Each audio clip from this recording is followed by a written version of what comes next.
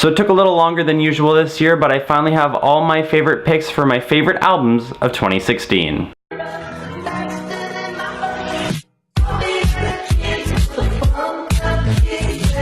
This did take a little longer this year as I've been just able to listen to more albums than ever before, and just overall with the overwhelming weight of all the records that I had to listen to, it took a lot longer to narrow it down to a simple top 10 list. It was a very rough time picking, but here are my honorable mentions for the year for the records that just missed the top 10. Haley Bonar's new album Impossible Dream, kind of Hannah Georgas-esque music. I liked it actually more than the Hannah Georgas album that came out this year, which is strange because I usually enjoy her album a lot more, but this one really beat it out. Margot Price's Midwest Farmer's Daughter, interesting country album with some mixes of, I guess, older country sounds that I really have been loving over the years. Julia Jacqueline's Don't Let the Kids Win, once again, great singer-songwriter styles, just interesting songs, a lot of great emotional weight on this album. The Growlers City Club, interesting dark and sound-heavy turn for the band.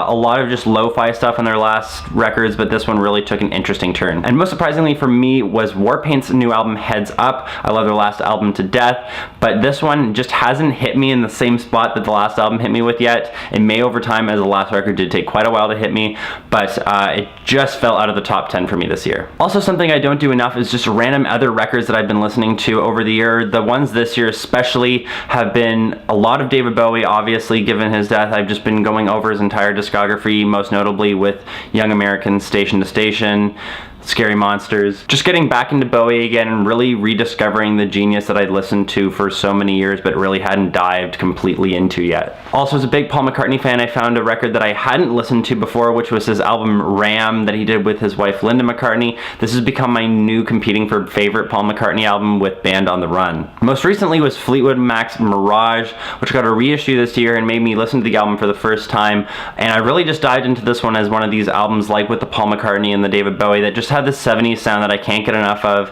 and I just love the album overall. One that I found listening to in a shop once was Sandy Shaw's Reviewing the Situation. This is a 60s cover album of a British TV hostess, kind of multi-talented woman who covered a bunch of these songs from multiple bands, including the Rolling Stones and the Loving Spoonful, to name a few. But this is just a great album. It's one of these things where I guess they got the right musicians in and the right passion behind the singing, and it's just a really fun album to listen to. And lastly this year, I just got, as you guys may have noticed, really into Moo. I've just been really diving into her discography. I got to meet Moo, I got to interview Moo, and her record really overall, which I recently just finally got a handle on because it's so hard to pick up an actual physical copy of it, has been just on repeat. I'm worried I'm gonna wear the record out, but it has been competing with David Bowie and Paul McCartney for most listens this year. So here's the top 10. Coming in at number 10 is the Julie Ruin with Hit Reset. This is Kathleen Hanna's latest band, not to be confused with the very underwhelming La Tigre reunion song that happened this year, or her early solo album Julie Ruin. This album is really just a great evolution for the band. I love this one even more than their previous record.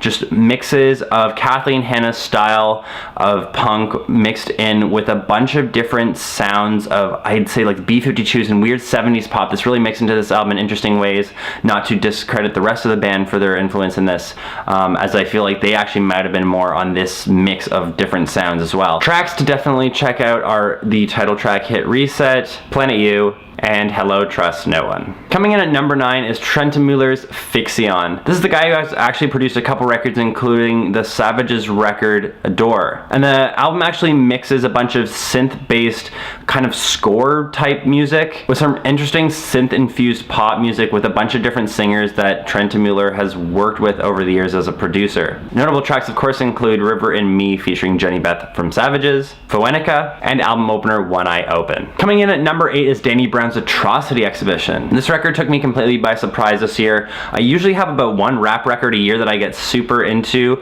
and each one really blows me away from what I've been hearing in rap just overall. As somebody that doesn't listen to, I guess in my opinion, enough rap as much as I'd like to, I just found this record specifically just jumped out at me for such interesting production, very abrasive vocal style that took me a long time to get into, but just such an interesting sense of composition and just jumping between between these different songs is just so amazing, especially with all the different artists that he got on this album. Frankly speaking, it might actually be one of the most ambitious records in terms of just jumping from style to style, and both working so amazingly while he jumps into these different styles. Especially for something like a rap record, he jumps between different sounds, almost as if the listeners won't even care, and because of this, I guess, relentless sense of just going for it, you don't. Notable tracks, of course, include my favorite song pick, Ain't It Funny, Really Doe featuring Kendrick Lamar, Ab-Soul, and Earl Sweatshirt, the fun rhymes on track Pneumonia, and the relentless beat of Dance in the Water. Coming in at number 7 is Lady Gaga's Joanne. This was really a surprise turn after Lady Gaga's last album, Art Pop, which found her really going away from exactly what I thought I wanted to listen to in her music, and distinctly after her recent work with Tony Bennett, which found her diving more into her jazz side, which I really loved. This one opens actually on a bunch of pop type songs, leaning more into some of the more B-side stuff from the original Fame and Fame Monster records, but actually as the record goes on, leans more and more into this traditional, more instrument heavy type of music that actually gets more and more traditional and fun throughout the record, going into different decades and styles. Thanks to a bunch of featured artists including Florence Welch, Kevin Parker, I believe Joshua Homme even produced the lead single on this album. The record just comes off as this interesting kind of mishmash of a bunch of different sounds. I do still have weird feelings about how this record turned out, as I really don't know what I think of it overall, but I just know I love certain songs on this record so much, and just the overall thing that Lady Gaga did by going back and changing her sound again, that actually really worked well on this album. Notable tracks to check out are, of course, my recommended Hey Girl, the almost Randy Newman-esque Another Day, and among other tracks, the title track Joanne really works in an interesting way. Coming in at number 6 was an album that actually wasn't even on the list when I originally wrote it and intended to record it a little while ago. This, of course, is Childish Gambino's new record, Awaken My Love. This actually knocked Warpaint off the list, which surprised me, to be perfectly honest, as I hadn't listened to the record enough to really give it a spot on the top 10 at the original time that I wrote this list down,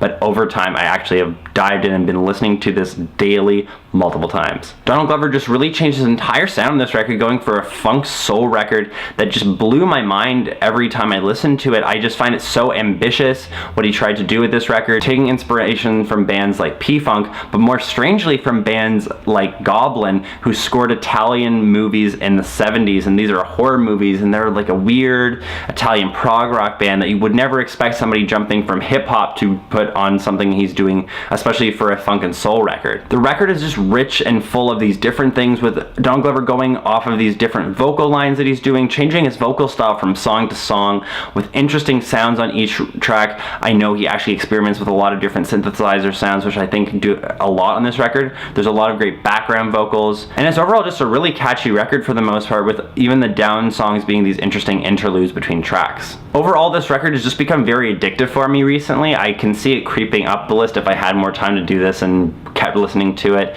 But overall, I just found this record really ambitious. The first side of the record itself being just, I feel the first side itself is definitely almost like this perfect composition, especially between some of the greater tracks, and just the overall sense of fun on the record. Weirdly enough, the track California to me feels like the only weird, and I don't even feel like it's a weak point, as it just feels totally not part of the album in my opinion, but that's just a weird side note, and I feel like it just seems to stand out way too weirdly. Notable tracks on this one for me are, of course, the hit one, Redbone. Great performance live if you can find it online, just a great track. The fun, just vicious track Riot, which has Donald Glover just going over his vocal range very weirdly and in a fun way. Boogeyman, just for the bass line alone and the interesting messages that they creep under one of the album's more funkier tracks. Have Some Love, which just has this great sense of funk, background vocals, and just one of these fun sing-along type, just fun live songs that I can expect to see him do amazingly live in the future. And even the track Me and Your Mama, which goes from this Goblin-inspired light piano, kind of moody piano synth thing that goes into this heavy, dark prog rock thing that's also quite Goblin inspired on the second half of the track, that just has this really fun but really powerful, and just the switches that it brings in the song are exemplary of the entire album, and the amazing switches that he does that make you just feel satisfied every time you hear them. At this point in the list, I do want to mention that some of these records, anywhere outside of a couple of them, really kind of fluctuate constantly for me. I just feel like doing a top 10 is probably an exemplary way of saying that these are the top 10 records, and usually it's like the last couple that really are the closest to the top and actually are the top 3 or 4, with a lot of them just jumping around just like Childish Gambino did. So coming in at number 5 is Sunflower Beans Human Ceremony. This is a record that I got into at the start of the year with tracks like Come On, really appealing to me, and the album's great guitar tones, the interesting vocal lines, and just the overall sense of melody and rhythm that the band really seems to rock without any sort of misses on any point in the record. Great sense of harmony and melody overall in the record, and it's just super, I guess, addictive in the way that they mix these different melodies and tempos together, in just a seemingly masterful way for what is really one of their early records of this band, and just seems like something that's coming from a band that's been playing for years and years and years, and much older than these people are, as I believe they're not much older than I am. Come On, which is a vicious, fast one that I did mention on my top 10 of the year. Easier Said, which is a great mix of these lush vocal and guitar lines, and just the overall sense of it is this bright, light, kind of overly reverb sense of sound. And fun, very inspired tracks like I Was Home that have this weird heavy rock Jefferson Airplane sound to him. Coming in at number 4 was another album I didn't think was going to be cracking my top 10 of the year, just like Childish Gambino, and this is Justice's Woman. And what can kind of be described as an instrumental dance record with a lot of vocals mixed into it. The band, between these two French DJs, really managed to find something that goes beyond their earlier singles and really crafts a sound of its own that works as an entire record on its own in this really interesting and powerful way. This really solidified Justice as a band that wasn't just a alternative to Daft Punk and the other French DJ duo, as it really found them finding their own sound in this one particular album that is retro inspired but really goes into it in these interesting ways, going across the board on different sounds that they could pull out of synthesizers in really interesting and meaningful and really just great and fun dance ways. And I really found that this album was one that I could listen to and put on and just do stuff, and it was just one of these albums that really helped me go through and do a lot of things during the year without having to think too much, and just actually really worked though whenever I listened to it, and I thought, oh man, this is such a great record, and I just kept listening to it and doing stuff, and I would just keep listening to it until it got stuck in my brain. Tracks like Pleasure are addictive in these great vocal lines that are kind of weird but kind of hooky. Fire being one of my favorites of the year, just with a great sound that they pulled out of their keyboard organ. It's just so addictive, and the vocal lines are just fun and catchy. Heavy Metal has a super fun melody line to it, very actually heavy metal in terms of its inspiration. And of course other tracks like Randy and Chorus are just super fun in their own right, doing a mix of the things I've already been talking about. This really does feel like one cohesive album from start to finish, so talking about one song in particular outside of the ones I've already mentioned really just feels like being redundant. Those two just stand out slightly more than the rest of the ones on the album, including stuff like Alakazam. Coming in at number 3 is The Kills' Ash and Ice. It's a very weird year for music for me.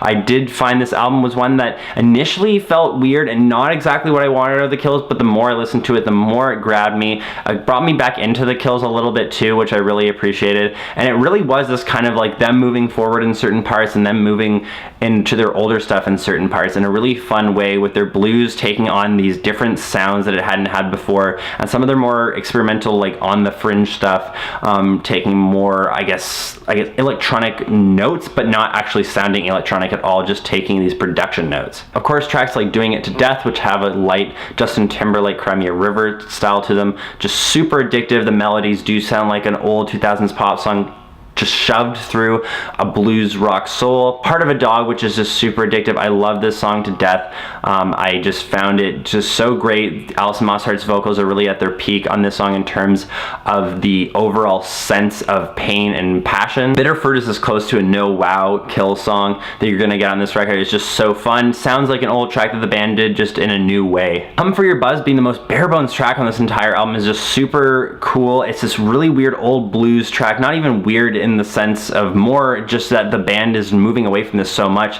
that they went to this super old bluesy track, which would be even pushing it for something on No Wow, where they were starting to move away from just being a blues band, and it's just probably the best vocals on the entire album, the best delivery. It's probably the most emotional on the entire album, and it's just super fun. And of course tracks like Impossible Tracks and Siberian Nights, these are two interesting songs that work in really interesting ways, using more to the drum machine and kind of electronic, I guess, influences that the band is taking now, not being electronic themselves, but taking these production notes that make them sound slightly more electronically influenced. But the guitar lines stand on their own and make these tracks super interesting and definitely kills tracks. And that's why this album is at number 3. So coming in at number 2 is The Last Shadow Puppets with Everything You've Come to Expect. Now this album has been on repeat for me for the entire year, especially with a lot of the tracks being some of my favorites of the year, especially with tracks like Aviation, Everything You've Come to Expect, Miracle Liner, and just the album has kept me coming back over the entire year, finding a new track every couple months,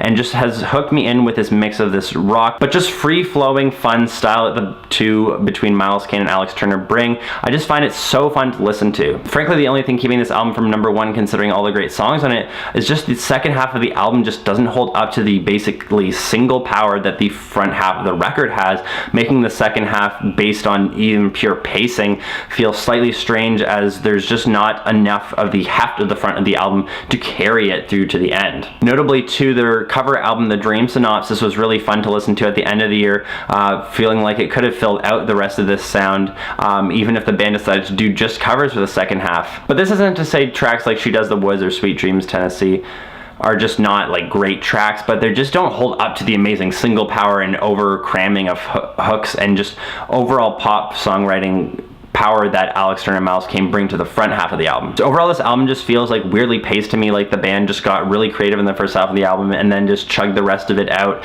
fairly comparably, but just not in the same intensity and passion that they brought. But given that the strength of these front half of the record is so strong that they actually have more of my favorite songs of the year than my number 1 pick, and this first 4 songs might be why it actually came to number 2. Notable tracks, of course, include Aviation, just great, cool, classy but fun. Everything You've Come to Expect, this weird harpsichordy organ song with just vocal melodies which just prove how great Alex Turner and Miles Kane are when they were working together with vocal melodies like on Aviation. Miracle Liner, which is a complete melodic harmony mix, just fun track where the two are kind of playing on these different vocal melodies playing off of each other, and it's just super fun, and watching the music video makes me giddy for their friendship. And of course the amazing bass hooks on songs like Bad Habits, where the two are just working together in these fun and interesting ways, but the hooks on these songs are just so powerful. Vocal melodies that they do together in certain parts of the song, like the pre-chorus, is just super crazy. The chorus lines that Miles Kane shouts out are just super addictive, that you just want to scream them back at him every time,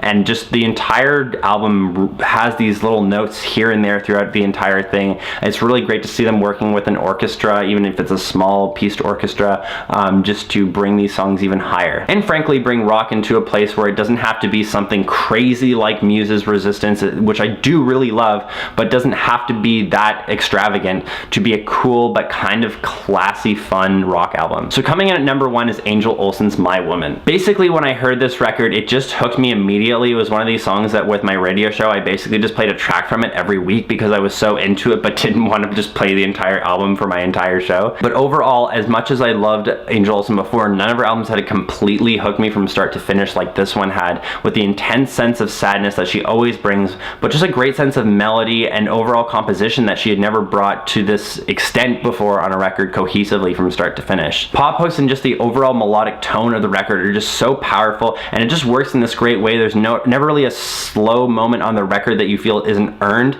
especially on songs like Sister that run out almost 7 minutes long, and even later tracks. The emotional weight is totally there on the tracks that move slower, and just the overall musical sense on these tracks also works very well. I didn't feel like there was ever a point on this record where I thought I don't even need to listen to the second side, as I was so invested into it by this point that I wouldn't do it otherwise. And the pacing, once again, is what actually keeps this album going, with certain tracks just keeping the album flowing, and the emotional moments that are kind of slower at the end work greatly. And just, this is one of those records that I feel like I'll be listening to again and again, and I'm frankly worried that I'm going to wear out my record, and I'm really looking forward to what Angel Olsen does. Now that's it for my end of the year top 10, guys, but of course a couple albums get missed at the end of the year, but are really great albums, and I have a couple here that I just wanted to quickly name off in terms of albums that were great but just didn't hit the total honorable mentions completely just outside the top 10, just because I didn't have enough time to listen to all of them, frankly. And this is where Childish Gambino Gambino was until maybe a week or two ago. Lay Street Dive's Side Pony, Honeyblood's Babes Never Die, which is really starting to grow on me. The awesome new album by CRX called New Skin, which is a weird Strokes, Queens of the Stone Age, weird sounding crossover. Regina Spektor's amazing Remember Us to Life, which just didn't hit me emotionally yet. Deep Valley's very politically charged Femigism. Charles Bradley's really cool record Changes. Whitney's Light Upon the Lake, which I feel like I'll be talking about in the near future considering how much it grabbed me on my first listen. And Against Me, Shape Shift With Me, which had some great songs, but just the overall record wasn't their strongest. As always, you can check out everything I'm doing on my Owen Sound blog, and of course you can check out the podcast that I do with my friend Michael at soundcloud.com/real_deal. The new episode is going to be coming out very soon. I'm hoping it may even be out by the time this episode pops out.